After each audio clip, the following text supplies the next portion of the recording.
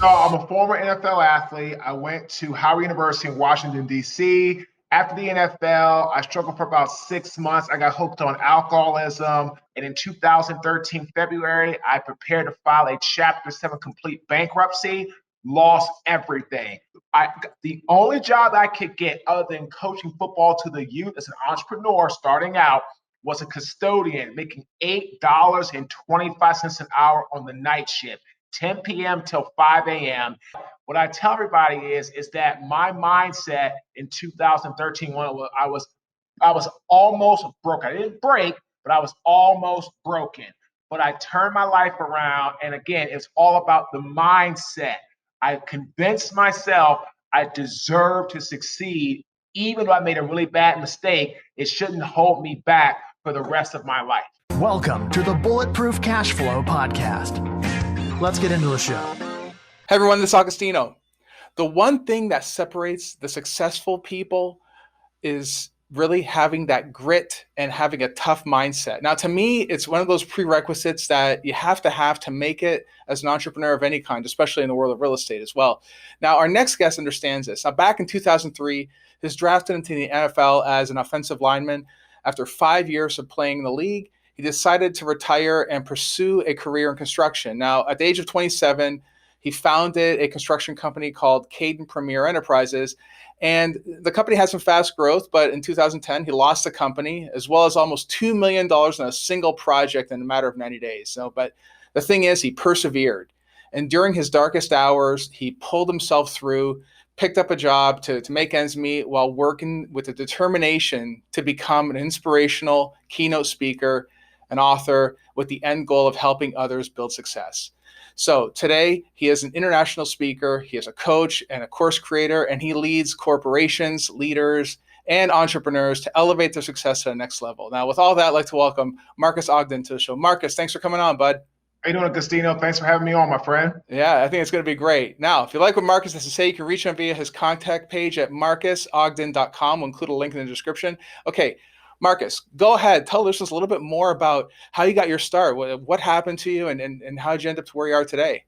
So I'm a former NFL athlete. I went to Howard University in Washington, D.C. After the NFL, I struggled for about 6 months. I got hooked on alcoholism, gambling, nightlife, and I was in a really bad downward spiral. And after about 6 months of actually feeling sorry for myself, I finally got off the couch. I started a very successful construction real estate business in downtown Baltimore, Kayden Premier Enterprises. It became the largest African-American subcontracting business in the city of Baltimore and the state of Maryland, the area of site work, site development, utilities. We also did some real estate development, multifamily, and we had a very successful portfolio. But unfortunately, Agostino, as my company grew, so did my ego, so did my bravado, and I became very arrogant, very self-centered, and I ended up not listening to my best employees who helped me build that 8-figure-a-year business empire. When my best employee left, the company started to crumble. And in 2012, I got into a really bad job, spent about $3 million, $2.5–3 million in less than 90 days, was denied my change order. And in 2013, February, I prepared to file a Chapter 7 complete bankruptcy, lost everything. Home, gone. Both my cars repossessed. Business assets repoed by the bank. Everything taken. When I got down to Raleigh, North Carolina, where I'm at currently, in 2013, April, $400 to my name. That's it. Was a week away from being homeless and had lost everything. And thank goodness the NFL stepped in to help me with the Gene Upshaw Trust Fund so I didn't go homeless. But I was working for Merrill Lynch, fired after 2 months. Got a job the next day, Agostino, fired 5 days later. Fired 2 times in the same week. The only job I could get other than coaching football to the youth as an entrepreneur starting out was a custodian making $8.25 an hour on the night shift, 10 p.m. till 5 a.m. And in September 2013, I had my pivotal wake up bulletproof moment saying, wow, Marques, if you don't fix where you are, you will always be right here, bankrupt, broke, and you'll always be playing what I call the Al Bundy card. You were a great high school football player. You were a great this. You always were. And I said, no more. Started speaking.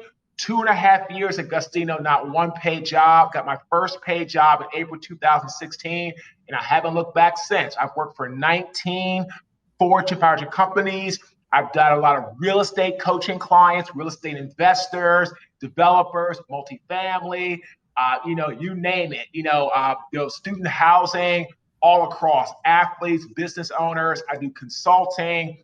But what I tell everybody is that my mindset in 2013, when I was almost broke. I didn't break, but I was almost broken. But I turned my life around. And again, it's all about the mindset. I convinced myself I deserve to succeed. Even though I made a really bad mistake, it shouldn't hold me back for the rest of my life. Yeah, hey man, as you're explaining that, I actually got chills. I mean, it's I had something very similar to that happen to me, and I was down in the doldrums for way longer than I should have, but in your case, how did you make that decision though? Like, what was there a pivotal moment where you were starting to read books? Was there anything else like that really helped fortify your mind to finally make that switch? Or was it something that you just realized that like the light went off? Like, how was there any sort of other input that came into play before you realized that, man, I can't go on like this? I mean, was there something like that actually happened? Or That's a great question. When I had that pivotal moment, I was taking the trash out at 4:30 in the morning, and when someone's trash, rotten meat, banana peel got over my bare skin, clothes, and my body, it made me realize right then and there that if I don't take ownership and accountability right now, I will always be here for the rest of my life. So that moment was my aha, my wake up, my light bulb turning on moment. And that's when I said, all right, thank you, Marques. This is going to get you going, but it's going to be hard. It's going to be a lot of work.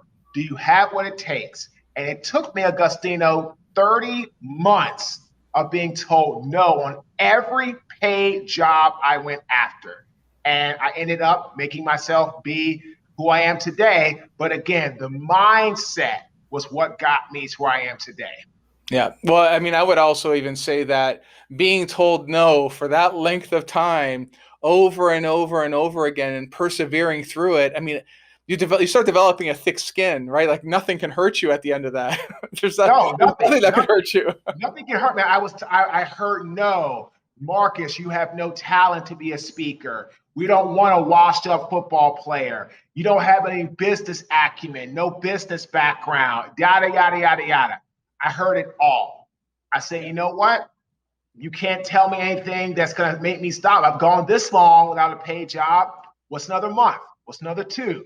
And again, it comes back to Agustino mindset. I love how you say that, because mindset is all about having that belief in yourself when everybody around you doubts you, that you can still push forward. It's hard. It can be lonely. It could be really dark, but it doesn't mean that you can't get there.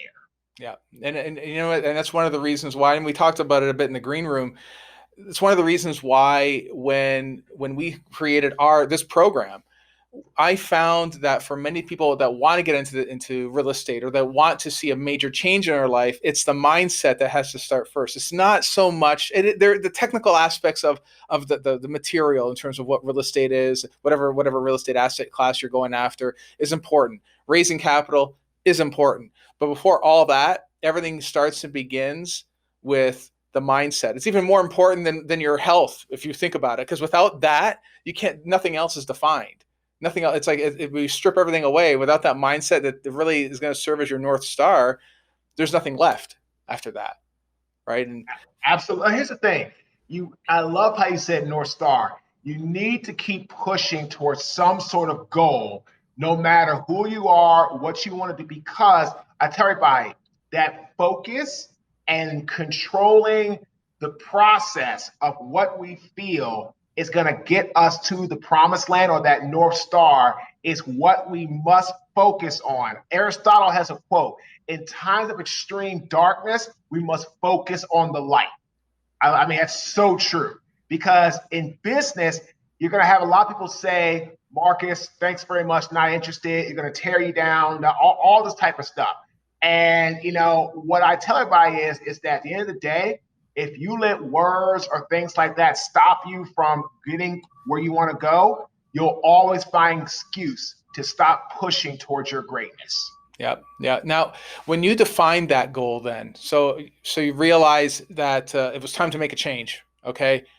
How, did you sit down and start writing out your goals? Did you create a process around it? Did you listen to other material to sort of figure out how do you get out of this thing? Like how to define the plan, or did you just define one and chase after that? Like what was your process? Great question. At the beginning of Agostino, I was broke, so I just identified a goal and I went in after it. And the one thing I wish I would have had is resources to get some help and some assistance, but I didn't have that. So I dove straight in. And again, 2.5 years, not one paid job. 2016, got my first paid job. And I did okay. I kind of got a couple here and there, inconsistent. In 2018, I went to a program. And at that program, I was like, wow, okay, learning how to take my football past knowledge and speak from a perspective of business acumen, dialogue, all that kind of stuff. And that's when, it really helped push me towards getting more systematic, more processed, where I'm able to help a lot of people. Again, real estate clients, people that are doing the real estate building and the whole structure, real estate investors who are trying to get into different projects. I've seen a lot. I've been through that. I know a lot about that. I have people who want to be speakers, people that want to be entrepreneurs, So anybody that I feel is trying to elevate in their business, I can help them because I've been through a lot and I'm able to take my past football knowledge and bring it into this business. Yeah. Yeah. I mean, and I think a key element too is even surrounding yourself with other folks that you want to be like as well. Right. And I think that you even help with lining up some of those relationships, right?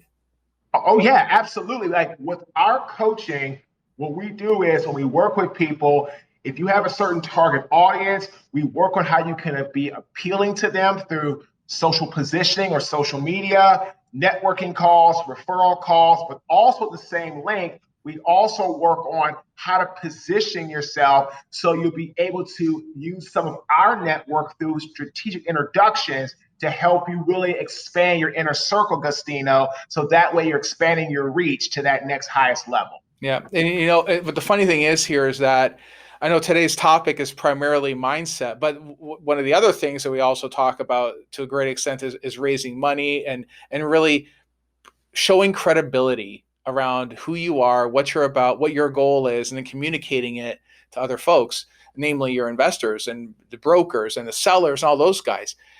And the ability to communicate what you wish to see happen is super, super critical. So, I mean, it's funny talking to you. I mean, you're a great guy, very motivational. And aside from the mindset, which is huge, I mean, you had to overcome some horrific odds and you did it. But creating the sharpness to actually speak in public, for instance, and get on a stage, even if the stage is on a phone call and you're talking to 5 brokers about a deal you want to take down, you have to be able to really communicate that in an effective way that's going to get them to believe. It's like, yeah, you know what? I think this person can close this deal. Let's get it to them. It's critical. Agostino, it's called being able to communicate your vision where you can create an alignment around a shared vision. Every time I talk to someone on the phone, a podcast, a webinar, speaking stage, I'm always cognizant of what I say, how I'm speaking. I don't say or ah or ah. I don't use the space fillers. This is my profession. This is my work. So I take it very seriously. So now that I'm on stage, I'm one kind of guy. Off stage, I'm another guy. I'm the same guy all the way around. And I tell people, whatever you do, sales is a relationship-driven business, plain and simple. That's what it is. And if you are not able to connect with people and tell them your why and have your why align with their mission and or mantra, the chance of you getting their business goes down drastically. But if you're able to connect with them, then it goes up substantially. You won't get every client, you won't get every job, but you'll get more than you lose if you can get that foundation of getting people to understand what your why is. And then from there, talking business around value you can bring to them throughout the business relationship and that throughout the business, time frame. Yeah.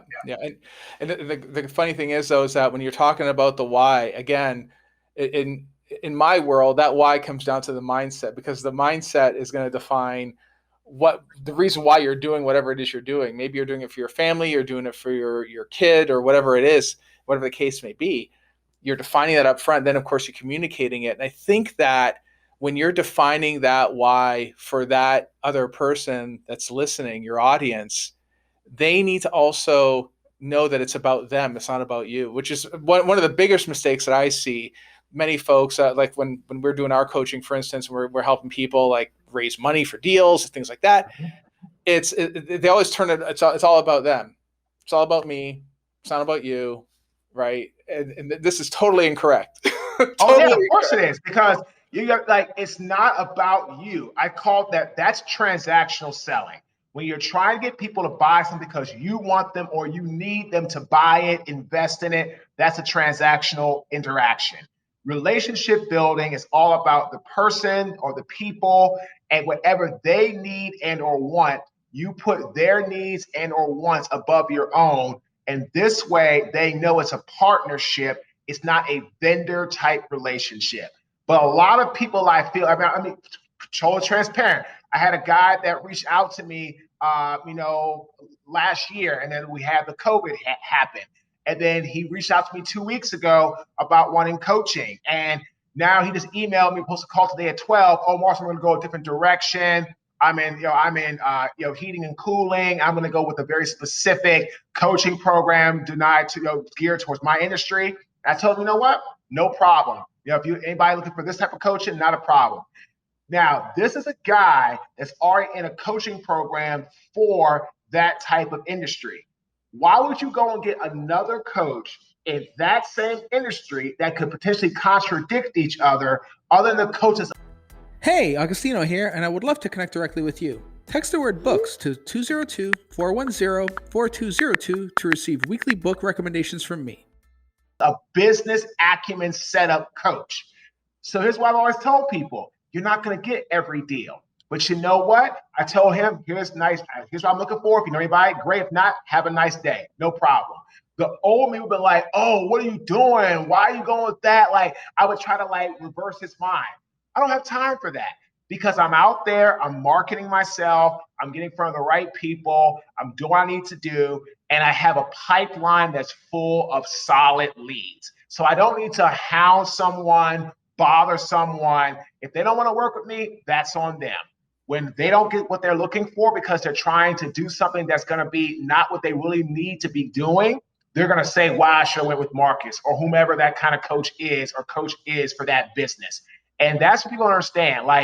You need to get someone that has a business acumen background if you're an entrepreneur. I don't care what industry you're in. If you don't know how to set up business as an entrepreneur, you're going to struggle because, again, I didn't know construction. If I would have had a business coach, Agostino, I would have made not the same mistakes I did in real estate and construction. I would have been much more aware how to run a solid, strong business. Yeah.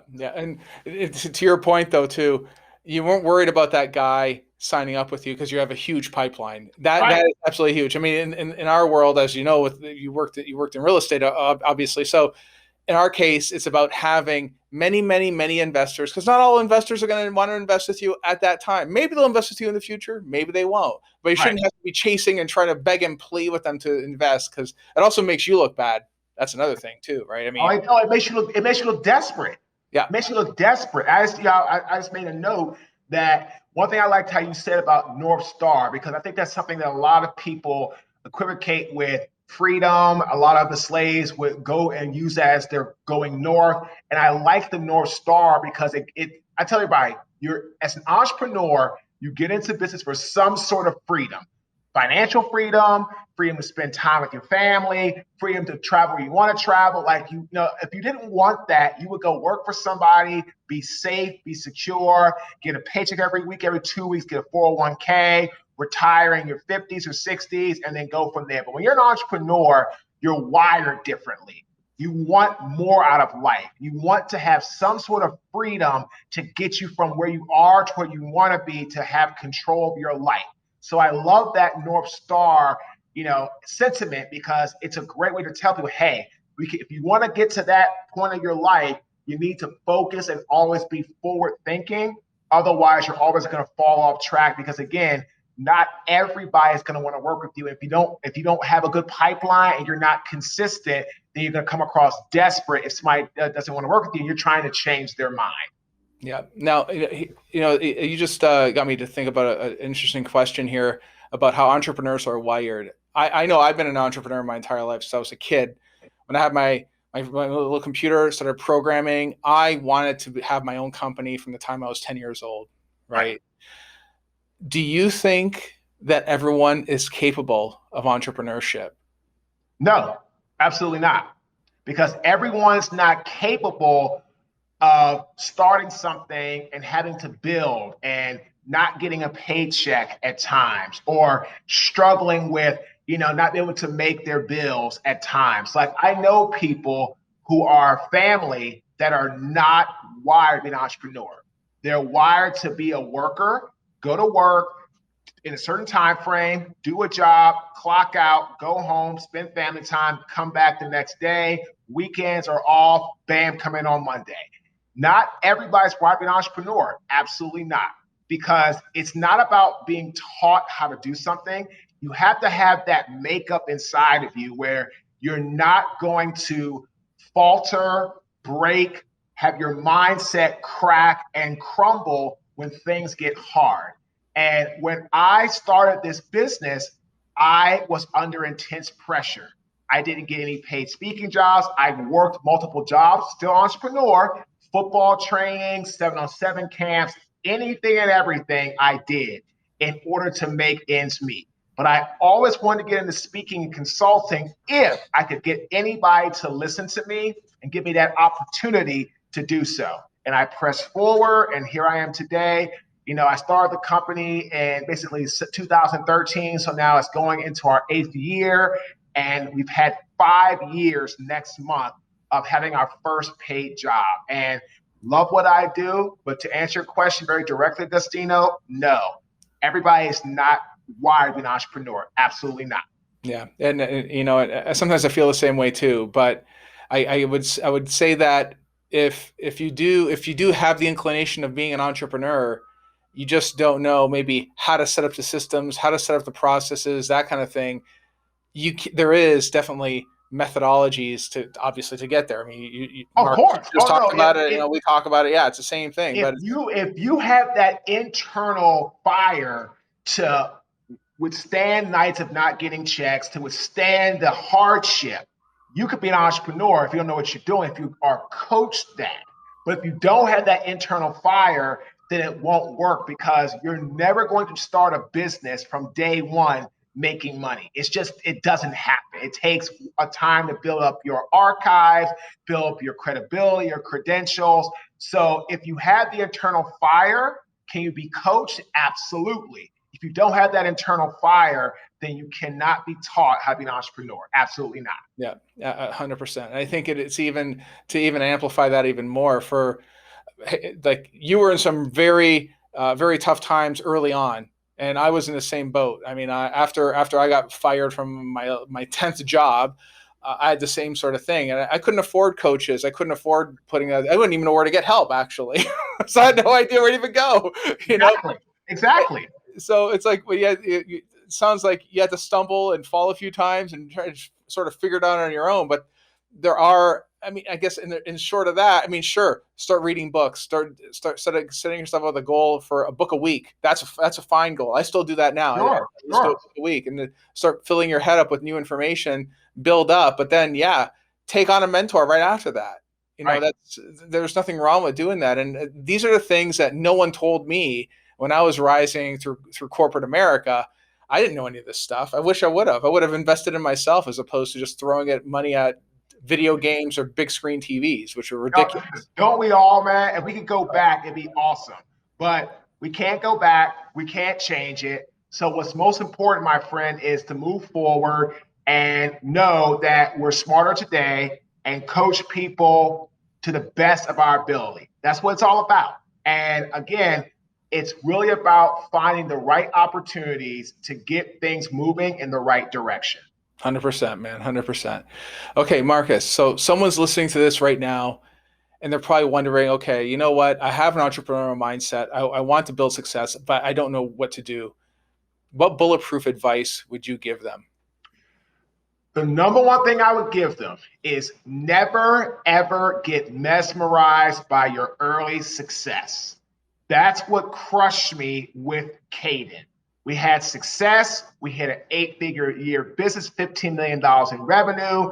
We were the king of Baltimore. I was loving life. Things were great. And the minute I became mesmerized by my early success, Agostino, was the minute that my company and I started to downward spiral. And 6 months later, the doors were shut because I lost sight of how to treat my employees. I lost sight of how to do good business. And once you're mesmerized by your early success, if you don't learn how to listen, take advice, you will downward spiral because your people that helped you build the business are not going to stay with you on the journey. So again, we have different programs around that. We have a pivot program you can access, on Elevate AC. We have our best-selling book, The Success Cycle. You can get that on our website. You can also get that, on Amazon online. And I have one-on-one coaching and consulting. I do a lot of work with people that want to be either real estate investors, people that are entrepreneurs, want to be speakers. It doesn't matter. Like, I have a really strong business background. I was very fortunate to play with some amazing coaches in the NFL and some amazing owners. Like Wayne, we really own the 9 West, Steve Bisciotti, who owns, Armark, Bud Adams, who has Oil Tycoon. So being around those owners, I learned a lot about business, how to set it up. And I've taken that plus a lot of my own success and failures, Agostino, now coach a lot of people to help them soar into new heights and beyond. Excellent. Excellent. All right, guys. Well, definitely check out Marques' stuff. He's got really good material. All right. Now, if you want to reach out to Marques, you can reach him via his website at marquesogden.com. Hope you got a little mindset recharge there and a lot of great information there too on learning the art of public speaking. But that's a great thing that you really definitely need to work on. I do it myself. I still do it today. Thanks for tuning in, and I'll see you next episode. Take care. Hey, Agostino here, and I would love to connect directly with you. Text the word books to 202-410-4202 to receive weekly book recommendations from me.